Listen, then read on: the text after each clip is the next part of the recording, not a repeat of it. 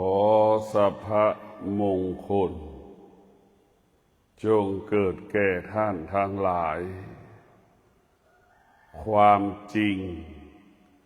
สิ่งที่เราควรรู้ทุกลมหายใจคือรู้สึกตัวให้เรามีสติรู้สึกตัวทุกขณะลมหายใจให้เรารู้สึกตัวอย่างทั่วถึงพวกเราทั้งหลาย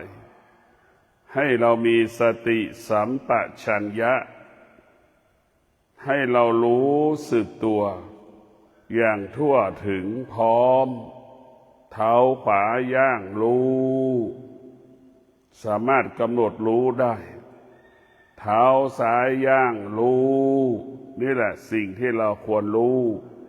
เรื่องอื่นๆเราไม่ควรจะรู้เรื่องอื่นๆสิ่งอื่นๆเราไม่ควรจะรู้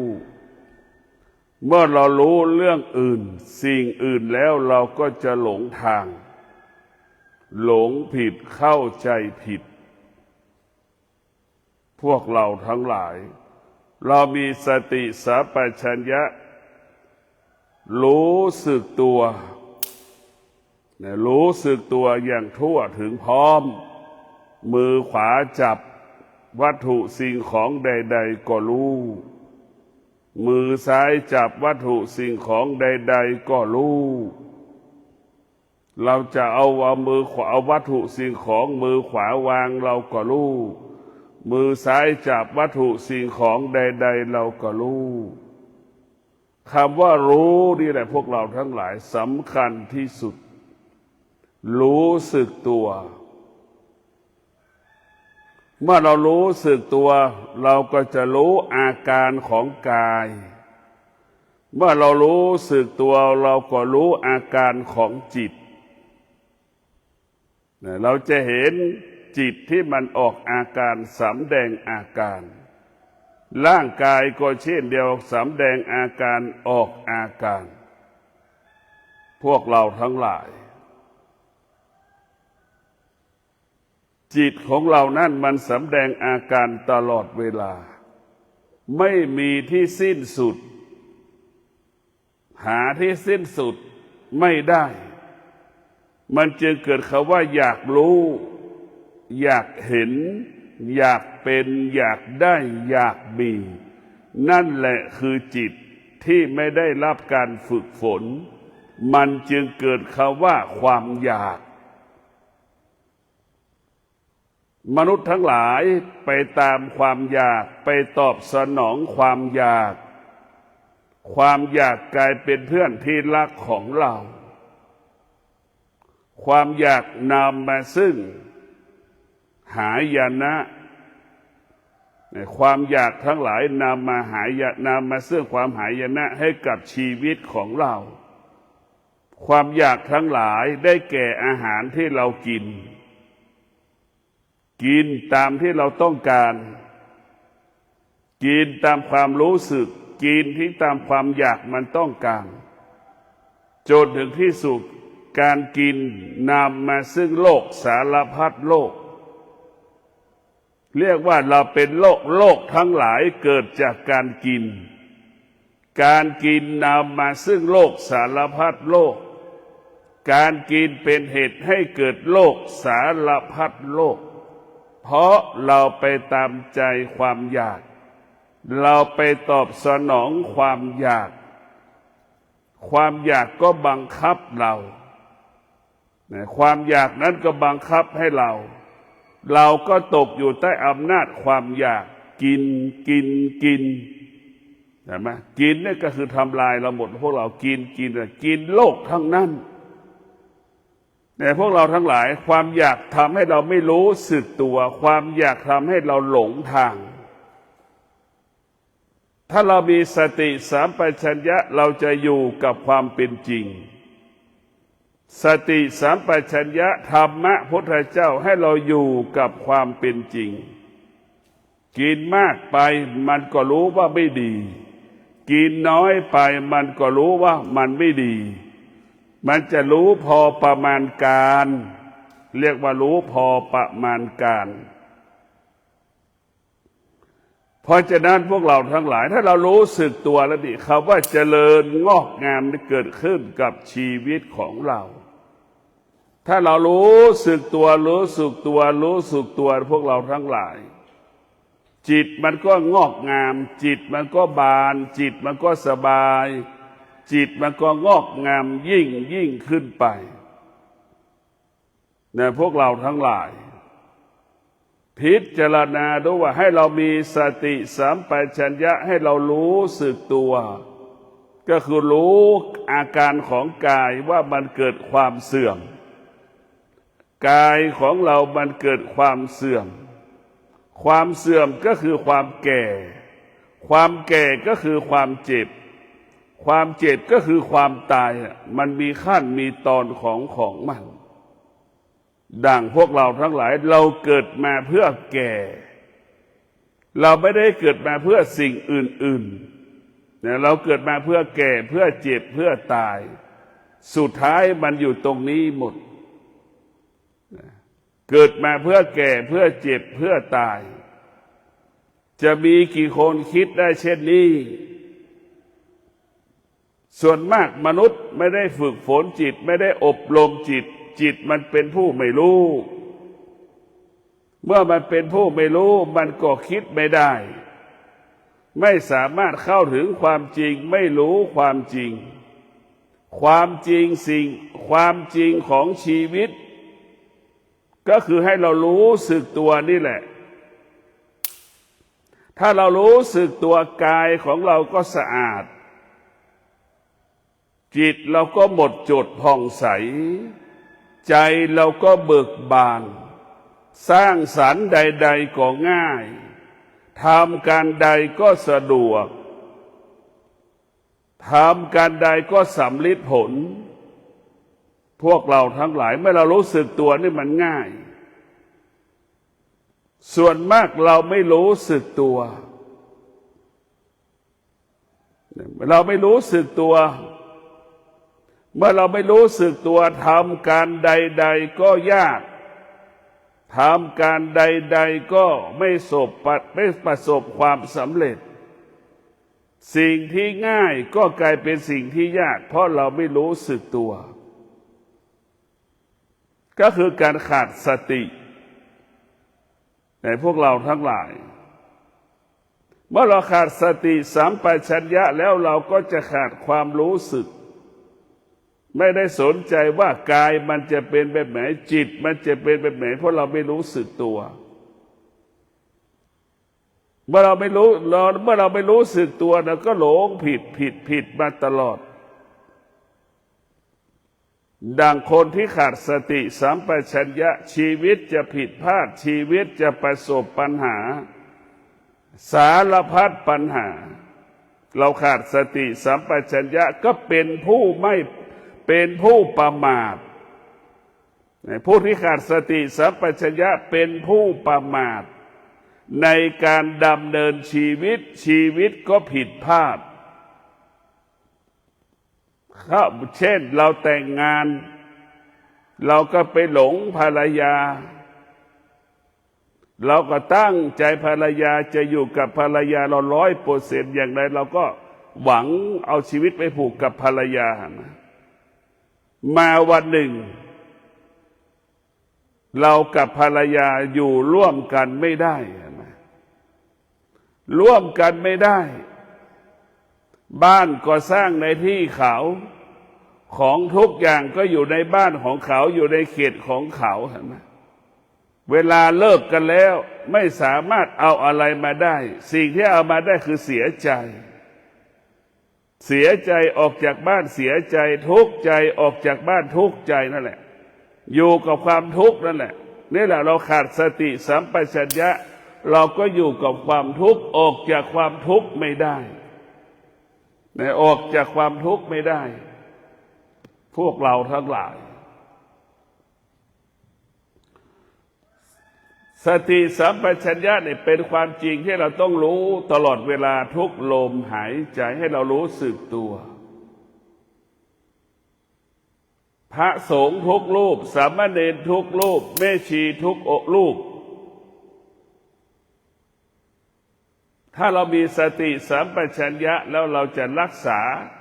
การเป็นชีเป็นพระสงฆ์เป็นสามเณรพ่อบ้านแม่บ้านมีสติสัมปชัญญะก็จะรักษาการเป็นพ่อบ้านแม่บ้านเป็นสามีเป็นภรรยาที่ดีต่อกันและกันอะไรที่จะผิดต่อแม่บ้านก็ผู้ชายก็พ่อบ้านก็ไม่ทำผู้เป็นสามีก็ไม่ทำอะไรที่จะทำผิดต่อสามีภรรยาก็ไม่ทำนี่แหละสติสัมปชัญญะให้เรารู้สึกตัวเห็นไหมเมื่อเรารู้สึกตัวแล้วมันจะอยู่กับคำว่าความดีงามตลอดเวลาแต่พวกเราทั้งหลายมีสติสัมปชัญญะลูกก็เช่นเดียวกันลูกมีสติสัมปชัญญะลูกก็รู้สึกตัวตลอดเวลาว่าสิ่งใดที่มันเป็นความดีลูกก็มุ่งมั่นที่จะทำอะไรที่มันไม่ดีเรามีสติสัมปชัญญะเรารู้สึกตัวเราก็จะอยู่ห่างแล้วเราก็ไม่ทำแล้วถ้าแม่รู้จะเสียใจพ่อรู้ก็จะเสียใจอย่างนี้นี่แหละเรามีสติสัมปชัญญะเรารู้สึกตัวสติสัมปชัญญะก็เป็นเปรียบเสมือนเครื่องป้องกันเนี่ยเครื่องป้องกันหรือเครื่องเตือนสติให้เราคิดดีพูดดีทำดีนั่นแหละพวกเราทั้งหลายเมื่อเราขาดสติสัมปชัญญะเราก็ขาดความอดทนขาดวิริยะภาคเพียรจะทำให้เรานั้นยากจนลำบากเพราะเราไม่รู้สึกตัวเนี่ยพวกเราทั้งหลายเรารู้สึกตัวคือรู้จักหน้าที่นั่นแหละรู้จักหน้าที่นั่นแหละก็คือการรู้จักธรรมะมรรคแปดเห็นไหมนั่นแหละรู้จักหน้าที่คือรู้จักธรรมะรู้จักธรรมกับรู้จักหน้าที่เมื่อรู้ธรรมกับดำรงตนการเป็นมนุษย์โดยอาศัยมรรคแปดมาดำเนินชีวิตมนุษย์ประกอบอาชีพด้วยมรรคแปดแล้วอยู่ด้วยมรรคแปดดำเนินชีวิตด้วยมรรคแปดแล้วคำว่าหมดจดผ่องใสก็เกิดสะอาดบริสุทธิ์ก็เกิดมรรคแปดเปรียบมันทำให้เรากายวาจาใจเราสะอาดบริสุทธิ์ในการเป็นมนุษย์เกิดมาแล้วต้องประกอบอาชีพเห็นไหมอาชีพสุจริตพวกเราทั้งหลายมันว่าด้วยธรรมล้วนๆเลยนะมรรคแปดเป็นธรรมล้วนๆเป็นธรรมที่ละเอียดมรรคแปดนั้นเป็นธรรมที่ละเอียดมากจึงทำให้กายวาจาใจเราหมดจดผ่องใสสะอาดและบริสุทธิ์ในการเป็นมนุษย์ความคิดไม่มีแต่สมาธิจะใช้สมาธิเท่านั้นเราจะไม่ใช้ความคิดเราก็จะกำจัดความคิดในพวกเราทั้งหลายเมื่อเรามีสติสัมปชัญญะเราจะหยุดความคิด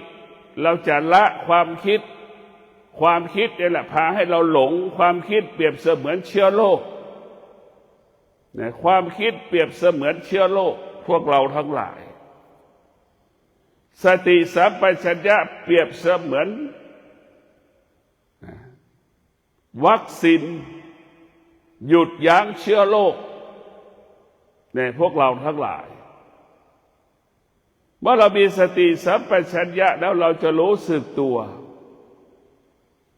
เมื่อเรารู้สึกตัวเนี่ยพวกเราทั้งหลายเราก็สามารถป้องกันว่าเราป่วยก็รีบไปหาหมออย่างนี้เนี่ยเรารู้สึกตัวในพวกเราทั้งหลาย เมื่อเรารู้สึกตัวแล้วเราจะทำอะไรก็ง่ายทำอะไรก็สะดวกเรียกว่าสติสัมปชัญญะให้เรารู้เรื่องกายมันไม่เที่ยงตั้งแต่เส้นผมมันเคยดำสนิทมันก็เริ่มขาวผมมันเคยดกเดี๋ยวนี้ผมมันก็เริ่มห่างนี่แหละคือความเสื่อมมันเกิดขึ้นแล้วพวกเราการเปลี่ยนแปลงเกิดขึ้นแล้วนี่มันเกิดขึ้นตั้งแต่บนหัวเราก่อนหัวล้านผมเริ่มห่างผมหล่นทุกวันร่วงทุกวันนั่นแหละพวกเราทั้งหลายความเสื่อมปรากฏความเสื่อมก็คือความแก่มันเป็นการเตือนสติเราไม่ให้เราประมาทเรามีชีวิตอยู่ได้เรามีชีวิตอยู่ได้ด้วยตัวสติสัมปชัญญะรู้สึกตัวอย่างทั่วถึงพร้อมรู้สึกตัวทั่วถึงพร้อมด้วยธรรมมรรคแปดนั่นแหละพวกเราทั้งหลายรู้ทั่วถึงธรรมด้วยมรรคแปดสมาธิเราจะใช้สมาธิในการดำเนินชีวิตเราจะต้องประกอบไปด้วยสมาธิพวกเราทั้งหลายสมาธิจะอยู่กับความเป็นจริงสติสัมปชัญญะก็อยู่กับความเป็นจริงส่วนความคิดเป็นอยู่กับความไม่เป็นจริงความคิดมันหลอกมันล่อให้เราไปหลงมันความคิดก็เหมือนคนมาเสนอขายสินค้าให้เรานั่นแหละมาหลอกล่อให้เราได้ซื้อพวกเราทั้งหลายความคิดเหมือนคนที่เสนอขายสินค้าเซลแมนขายสินค้านั่นแหละเหมือนแม่ค้านั่นแหละเราไปซื้อของมันก็พูดสารพัดพูดให้เราหลงมันแล้วให้เราซื้อมันเราเชื่อมันแล้วก็ซื้อของมันนั่นแหละแต่พวกเราทั้งหลายนี่แหละคือความคิดมันจะหลอกเราตลอดเวลาทุกวันนี้เราก็ถูกความคิดได้มันหลอกทุกวันทุกเวลาความคิดเป็นเรื่องของธรรมชาติความคิดเป็นธรรมชาติส่วนธรรมะเป็นสิ่งที่อยู่เหนือธรรมชาติธรรมะคงสภาพเดิมเป็นปกติส่วนความคิดแปรสภาพเป็นไปตามเหตุและปัจจัยของความโลภความโกรธความหลงมันมีเหตุมีผลมันเกลียดมันชังมันมีเหตุมีผลนี่เนี่ยคือความคิดรักชอบก็มีเหตุผลชั่วดีก็มีเหตุผลทำงานไม่ประสบความสำเร็จมันก็มีเหตุมีผลนั่นแหละคือความคิดสติสัมปชัญญะนั้นพวกเราทั้งหลายเราอยู่ด้วยสมาธิจะอยู่กับความเป็นจริงสมาธิจะอยู่กับความเป็นจริงอยู่กับปัจจุบันไม่มีเรื่องอดีตไม่มีเรื่องอนาคตนั่งก็ให้รู้ว่านั่งยืนก็ให้รู้ว่ายืนเดินก็ให้รู้ว่าเดินนอนก็ให้รู้ว่านอนสติสมาธิให้เรารู้ทั่วถึงพร้อมสี่อริยบทนั่งก็รู้ยืนก็รู้นอนก็รู้กินก็รู้นั่งก็รู้ยืนก็รู้เดินก็รู้เนี่ยพวกเราทั้งหลายจะอยู่กับปัจจุบันจิตนั้นจะไม่ออกนอกกายจิตมันมีสมาธิก็เปรียบเสมือนคนเฝ้าของนั่นแหละคนเฝ้าสมบัติหน้าที่มันคือดูแลสมาธิก็เปรียบเสมือนคนที่เฝ้าสมบัติหรือเจ้าหน้าที่วัสดุของมีกี่ชิ้นมันจะรู้หมดเหมือนเจ้าหน้าที่วัสดุคารุพันนั่นแหละมีอะไรบ้างรู้หมด สมาธิก็คือให้เราอยู่กับกายเท้าขวาย่างก็รู้สติสมาธิจะใช้แต่สมาธิมันจะบังคับเลยถ้าเป็นธรรมะมันจะบังคับให้เรามีสมาธิมันจะไม่ให้ใช้ความคิดมันไม่เชื่อมันหลอกเรียกว่าเราถูกหลอกมาตลอดเวลาด้วยความคิดหลอกว่าเกษียณอายุแล้วจะสบายมันสบายไหมล่ะพวกเราทั้งหลายแก่แล้วเราสบายไหมล่ะมันไม่ใช่คิดอีกว่าเงินเดือนมันขึ้นแล้วมันจะสบายมันสบายไหมล่ะเราพิจารณาดูนั่นคือความคิดเมื่อเรามีสติสัมปชัญญะแล้วเรารู้สึกตัวพวกเราทั้งหลายเราจะอยู่กับปัจจุบันวันนี้มีข้าวกินขอบคุณละแค่นี้แหละคือประเสริฐที่สุดวันนี้มีข้าวกินแล้วก็ทำงานได้นี่แหละคือประเสริฐแล้ววันนี้มีข้าวกินแล้วปฏิบัติธรรมได้เดินจงกรมได้นั่งสมาธิได้นี่แหละคือประเสริฐแล้วพวกเราทั้งหลายนี่แหละคือหลักธรรมที่แท้จริงมากก็คือมากด้วยสมาธิไม่ได้มากด้วยทรัพย์สมบัติทุกวันนี้สิ่งคำว่ามากในมนุษย์ก็คือความโลภมันมากความหลงมันมากความโกรธมันมากที่มันอยู่ในตัวมนุษย์ความคิดมันมากความอยากมันมากเลยแหละความอยากพวกเราทั้งหลายเมื่อเรามีสมาธิแล้วเราจะลดความอยากสติสมาธิจะลดความอยากคนที่มีสติคนที่มีสมาธิคนที่มีสติสัมปชัญญะเนี่ยรู้ที่ไหนเปิดน้ำอย่างประหยัดใช้น้ำอย่างประหยัดใช้ไฟอย่างประหยัดใช้คฤภัณฑ์อย่างประหยัดนั่นแหละคนที่มีสติรู้สึกตัวใช้ทุกอย่างอย่างประหยัดและพอดีไม่ใช่ขี้เหนียวนะพวกเราทั้งหลายใช้ให้มันประหยัดและพอดีการมีชีวิตอยู่แปรงฟันก็ใช้ยาสีฟันพอประมาณมีสติเมื่อเรามีสติสัมปชัญญะเราจะรู้สึกตัวตั้งแต่จับแปรงฟันแล้วก็ถือยาสีฟันมาบีบยาสีฟันใส่แปรงจะใส่แค่นี้แหละเราไม่ใส่มากเห็นไหมพวกเราทั้งหลายนี่แหละเรามีสติมันจะประหยัดหมดพวกเราทั้งหลายใช้เรียกว่าคนที่มีสติสัมปชัญญะใช้ชีวิตเกิดความสมดุล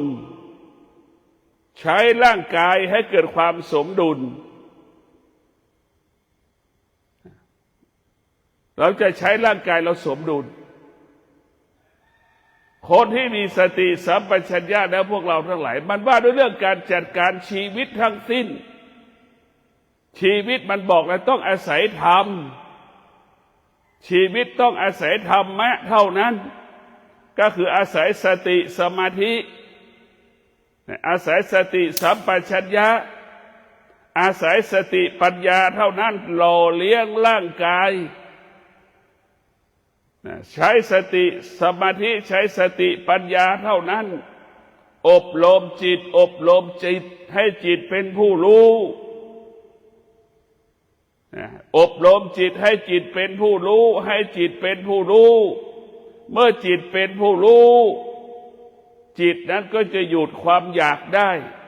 เมื่อจิตเป็นผู้รู้จิตก็จะหยุดความคิดอันเป็นความโลภความโกรธความหลงได้เมื่อจิตเป็นผู้รู้เราก็ไม่ตอบสนองความอยากเมื่อจิตเป็นผู้รู้เท่าทานความอยากก็ไม่เกิดความอยากก็ไม่ก่อตัวมันก็สลายไปในที่สุดในพวกเราทั้งหลาย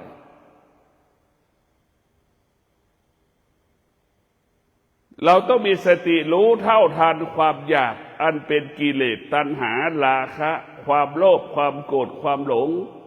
โลภะโทสะโมหะที่ครอบงำกายและจิตใจของเราแด่พวกเราทั้งหลายเราต้องมีสติสัมปชัญญะดังทหารไทยเรามีสติสัมปชัญญะเราต่อสู้กับเขมรนะเราต่อสู้กับทหารเขมรเราต่อสู้กับรัฐบาลเขมรนี่คือมีสติสัมปชัญญะเราจะทำลายทหารเขมรเราจะฆ่าทหารเขมรแต่เรามีสติสัมปชัญญะไม่ทำลายประชาชนของประเทศเขมรนี่แหละคือสตินี่แหละคือธรรมะเราจะเห็นได้ว่าทหารไทยเรามีธรรมะรัฐบาลไทยเรามีธรรมะผู้บัญชาการทหารมีธรรมะให้เรารู้สึกตัวว่าสิ่งที่เราทำลายก็คือทำลายทหารที่มันทำลายแผ่นดินของเราเราให้เรารู้ว่าสิ่งที่คนที่ทำลายแผ่นดินของเราจะต้องจัดการเหมือนทหารไทยจัดการทหารเป้าหมายคือทหารเราไม่ได้ฆ่าประชาชนของกัมพูชาเราไม่ได้ฆ่าประชาชนของประเทศเขมรตรงกันข้ามเขมรมันไม่มี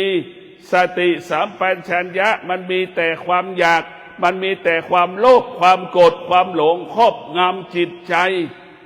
ทหารเขมรครอบงำจิตใจ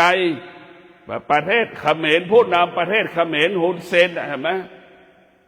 ผู้นำประเทศเขมรมันเกิดความอยากมันเกิดความต้องการมันไม่สนใจ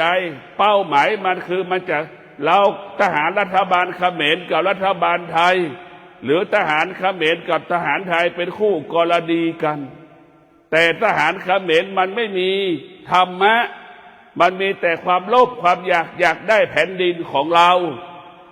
มันอยากได้แผ่นดินของเรามันจึงทำลายประชาชนของเราเห็นไหมมันทำลายประชาชนของเรามันไม่สามารถทำลายทหารเราได้มันกลับไปทำลายประชาชนของเราเห็นไหมมันผิดวัตถุประสงค์เป้าหมายนั่นแหละเราไม่รู้สึกตัวมันมีความอยากจึงทำลายชื่อเสียงประเทศกัมพูชาหมดในพวกเราทั้งหลายเราจะเห็นว่าทหารกัมพูชานั้นมีความอยากเกิดจากผู้นำประเทศกัมพูชามีความอยากนั้นก็บังคับทหารเปรียบเสมือนจิตแต่มาบังคับจิตให้ทหารได้มีความอยากตามผู้นำประเทศเขมรต่อมันต้องต่อสู้กันเราจะเห็นได้ว่าทหารเขมรมันไม่มีธรรมะมันทำลายประชาชนของเราฆ่าประชาชนของเราทำลายโรงเรียนของเราทำลายอนามัยของทำลายโรงพยาบาลของเราทำลายทรัพย์สินของประเทศของเรานี่แหละคือทหารเขมรมันไม่มีธรรมะมันไม่รู้จักตัวเองเมื่อมันขาดสติมันก็มีความโลภความโกรธความหลงครอบงำมันจึงเกลียดจึงชังคนไทยเรามันจึงเกลียดชังคนไทยเรามันจึงทำลายทุกอย่างให้กับคนไทยและเราจะเห็นแล้วว่าทหารไทยเรานั้นมีธรรมะรู้สึกตัวเองเราจะฆ่าทหารเขมรเท่านั้นเราจะกำจัดทหารเขมรเท่านั้นเราจะไม่ฆ่าประชาชนนี่คือธรรมะเนี่ยทหารไทยเรามีธรรมะตรงกันข้ามทหารเขมรเนี่ยมันฆ่ามั่วมันยิงเรามั่วฆ่าไปหมดฆ่าชาวบ้านเด็กๆก็ยังตายในเซเว่นพวกเราทั้งหลายคนตายในเซเว่นเป็น6-7 คนนะพวกเราโดยไม่รู้สึกตัวตายยังไม่รู้สึกตัวนะพวกเราทั้งหลายนั่นแหละความตายมันมีน้อยนิดมันง่ายมากเวลามันจะตายในพวกเราขอให้พวกเราได้มีสติสัมปชัญญะให้เรารู้สึกตัวผู้ที่มีสติสัมปชัญญะก็เหมือนทหารไทยเรามีเป้าหมายที่จะกำจัดทหารเขมรแล้วมีเป้าหมายที่ไม่ทำลายประชาชนประเทศเขมรกัมพูชาเห็นไหม นี่แหละคือเรารู้เราแยกออกนะอันไหนดีอันไหนไม่ดีเรามีสติสัมปชัญญะเรารู้สึกตัวไอ้ทหารเขมรมันขาดสติสัมปชัญญะมันแยกไม่ออกอันไหนดีไม่ดีไม่แยกไม่ออกเราจะเห็นว่าทหารเขมรมันไม่มีธรรมะมันจึงเวียงปืนไปเลื่อยเปื่อยยิงไปเลื่อยเปื่อยลูกลานไปเลื่อยเปื่อยเราจะเห็นว่าทหารเขมรกับทหารไทยมันต่างกันได้รับการอบรมสั่งสอนก็แตกต่างกันนะพวกเราทั้งหลายมันแตกต่างกันมันแตกต่างกันเลยเพราะฉะนั้นพวกเราทั้งหลายคนที่มีธรรมะมีเป้าหมายคนที่ไม่มีธรรมะไม่มีเป้าหมายเหมือนทหารเขมรน่ะไม่มีเป้าหมายมันยิงปืนไปเรื่อยเปื่อยเห็นไหมมันเวียงปืนไปหมดทุกสถานที่เนี่ยก็ขอให้พวกเราทั้งหลายมีสติในการดำเนินชีวิตทุกวันเรามีสติในการดำเนินชีวิตเนี่ยเราก็จะเป็นคนปกติตลอดเวลาเราต้องฝึกเอาสติสัมปชัญญะควบคุมจิตสติสัมปชัญญะควบคุมจิตของเราเปรียบเสมือนควายจิตของเราเปรียบเสมือนหมาจิตของเราเปรียบเสมือนช้างจิตของเราเหมือนสัตว์นานาชนิดนั่นแหละเราจะต้องใช้สติสัมปชัญญะนี่แหละไปควบคุมจิตไปฝึกจิต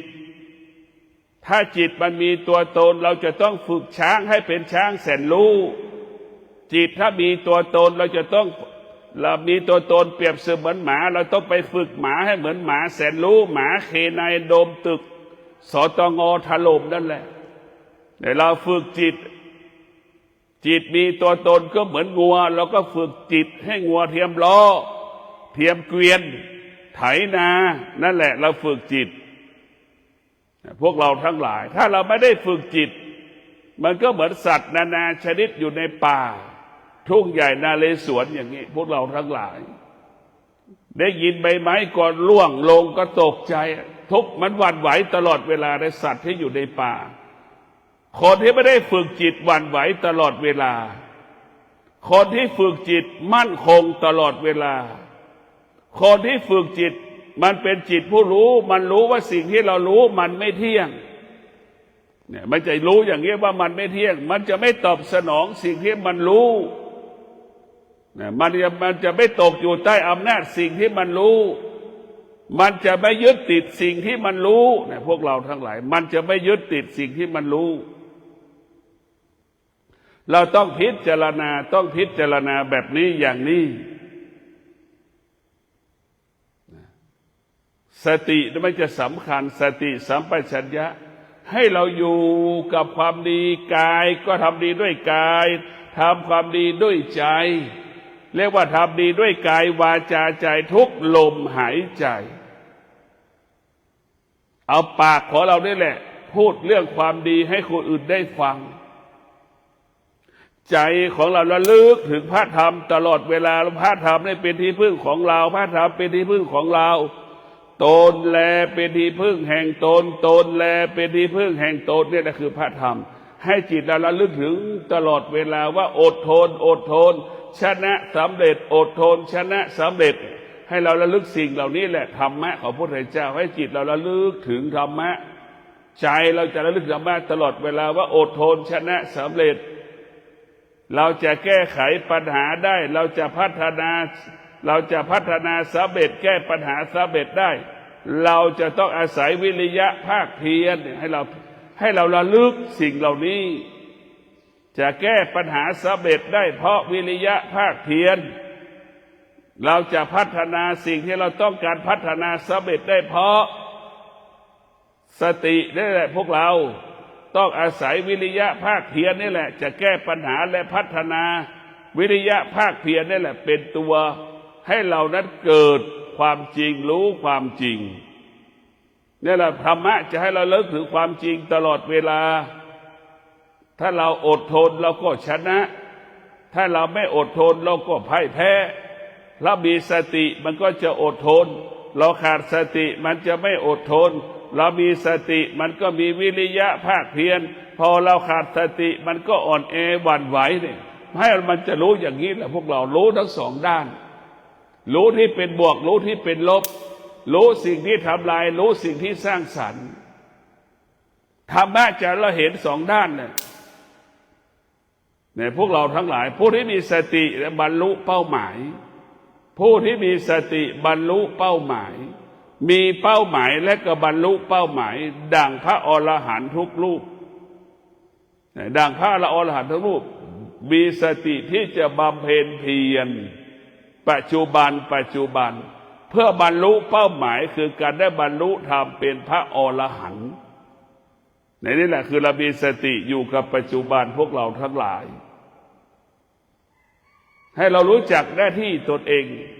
สติสัมปชัญญะให้เรารู้จักตนเองว่าเราเป็นลูกเราจะต้องทำหน้าที่การเป็นลูกให้มันเกิดคำว่าสมบูรณ์แบบทำหน้าที่การเป็นลูกให้กับพ่อกับแม่กับย่ากับยายกับตานี่แหละพวกเราทั้งหลาย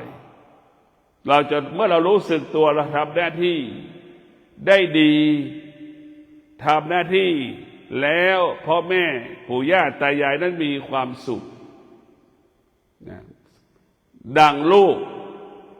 ที่มีสติสัมปชัญญะจะตื่นก่อนพ่อก่อนแม่ลูกที่มีสติสัมปชัญญะตื่นมาแล้วจะเก็บกวาดบ้านถูบ้านเช็ดบ้านถุงอาหารทำอาหารให้พ่อให้แม่ได้กินตักน้ำนี่แหละลูกที่มีสติสัมปชัญญะจะรู้สึกตัวทำหน้าที่พร้อมอย่างทั่วถึงจะขยันจะอดทนมีวิริยะภาคเพียรดั่งลูกโบราณตื่นเช้ามาจะต้องหุงข้าวระหว่างที่ข้าวมันยังไม่สุกก็เก็บกวาดก็ล้างถ้วยล้างช้อนจัดระเบียบบ้านเรือนให้สะอาดเห็นไหมนั่นแหละคือผู้หญิงโบราณลูกของคนโบราณจะรู้สึกตัวลูกปัจจุบันนี่เป็นผู้ที่ไม่รู้สึกตัวลูกปัจจุบันเนี่ยมันไม่รู้สึกตัวเลยแม่เรียกก็ยังออกอาการไม่พอใจแม่เห็นไหมมันไม่รู้สึกตัวพ่อแม่ไม่มีค่าพ่อแม่ไม่มีความหมายเลยทุกวันนี้พ่อแม่มีค่ามีความหมายแค่ปากที่มันพูดแต่การกระทำนั้นมันทำลายพ่อแม่หมด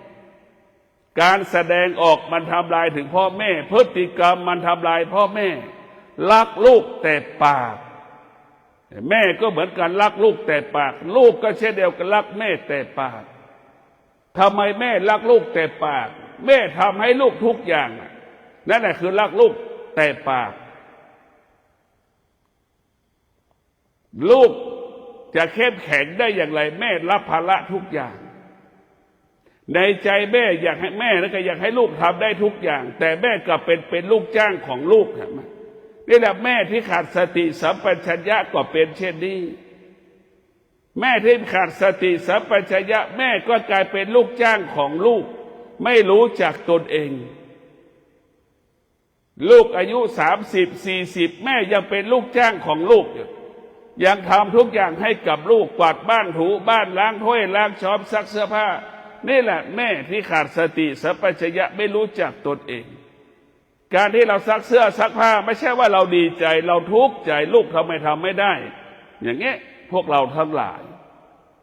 ไม่มีแม่คนไหนนั่งซักผ้าให้ลูกอายุ40แล้วแม่มีความสุขไม่มีในโลกมันไม่มีในโลกหรอกแม่กลับทุกข์ใจอึดอัดใจโตแล้วแม่จึงไม่ซักเสื้อซักผ้าจะสร้างภาระให้พ่อให้แม่ลูกที่ขาดสติสัมปชัญญะเห็นไหมสร้างภาระสร้างปัญหาให้พ่อให้แม่ตัวเองไม่มีวันจบสิ้นสร้างภาระสร้างปัญหาให้พ่อให้แม่ลูกจำนวนมากก็เป็นเช่นนี้แหละพวกเราทั้งหลายสร้างภาระสร้างปัญหาให้พ่อให้แม่พ่อแม่เปรียบเสมือนหอพักลูกเพียงแค่มาอาศัยอยู่กับพ่อกับแม่วันหนึ่งพูดกันไม่กี่คำลูกที่ขาดสติสัมปชัญญะพูดกับแม่ไม่กี่คำเดินผ่านแม่ยังไม่เคยถามแม่เหมือนแม่เป็นคนอื่นนะมาเดินผ่านหน้าบ้าน พวกเราทั้งหลายลูกที่ขาดสติสัมปชัญญะเนี่ยแม่จะทุกข์ใจลูกคนไหนมีสติสัมปชัญญะแม่จะสุขใจนี่คือพวกเราทั้งหลายมันง่ายๆหลักธรรมะของพระพุทธเจ้ามันว่าด้วยเรื่องการจัดการบริหารชีวิตเรื่องการประกอบอาชีพมรรคแปดนั่นแหละพวกเราทั้งหลายเอามาเทียบดูดิเราต้องใช้สมาธิตลอดเวลาสติสมาธิสติสัมปชัญญะสติปัญญานี่สำคัญที่สุดสติสัมปชัญญะให้เรารู้สึกตัวตลอดเวลาว่าเราเป็นลูกจ้างอยู่นะเราจะต้องทำหน้าที่ลูกจ้างให้สมบูรณ์แบบนี่ให้เรารู้สึกตัวสติสมาธิเราทำงานนะเราจะมีสติสมาธิทำงานให้มันละเอียดทำงานให้มันปราณีตทำงานให้มันสุขุมรอบคอบงานออกมาแล้วให้เป็นที่พอใจของนายจ้างเรางานออกมาแล้วนายจ้างชื่นชอบใจสิ่งที่เราทำนั่นแหละสติสมาธิจัดคำว่าละเอียดปราณีตสุขุมรอบคอบมันเกิดขึ้นที่กายของเราที่จิตของเราเมื่อกายของเราจิตของเรามีสติมีสมาธิแล้วมันจะเกิดคำว่าเจริญสติและปัญญาให้เรารู้ความจริงอย่างทั่วถึงให้เราเข้าถึงความจริงอย่างทั่วถึงให้เรารู้ความจริงอย่างทั่วถึงให้เข้าถึงความจริงอย่างทั่วถึงเหตุสุดเราเห็นความจริงอย่างทั่วถึงความจริงนี่สำคัญที่สุดในพวกเราความจริงคือปัญญาให้เรารู้ความจริงเข้าถึงความจริงเมื่อคนมีปัญญาแล้วคนนั้นจะแสวงหาความจริงตลอดเวลาความจริงก็คือร่างกายของเรามันไม่เที่ยงความคิดอารมณ์ความรู้สึกมันไม่เที่ยงเมื่อปัญญามันเกิดขึ้นกับบุคคลได้แล้วบุคคลนั้นจะอยู่เหนือสิ่งที่เรารู้มันก็บอกว่าสิ่งที่เรารู้มันไม่เที่ยงสิ่งที่เรารู้มันไม่เที่ยงก็ขอความสุขสวัสดีจงเกิดแก่ท่านทั้งหลายสิ่งที่เราควรรู้ก็คือรู้สึกตัวเราจะรู้สึกตัวเราต้องมีสติสัมปชัญญะเราจะต้องอาศัยสติสัมปชัญญะเมื่อเรารู้สึกตัวคิดก็สำเร็จพูดก็สำเร็จทำการใดๆก็สำเร็จเมื่อเรารู้สึกตัวสร้างสรรค์ชีวิตก็มั่นคงชีวิตก็ปลอดภัยชีวิตก็ยั่งยืนชีวิตก็งอกงามจิตใจก็เบิกบานผ่องใสมีกินมีใช้หมื่นล้านแสนล้านขอให้ท่านทั้งหลายมีสติรู้จะมีเงินหมื่นล้านแสนล้านขอเจริญพร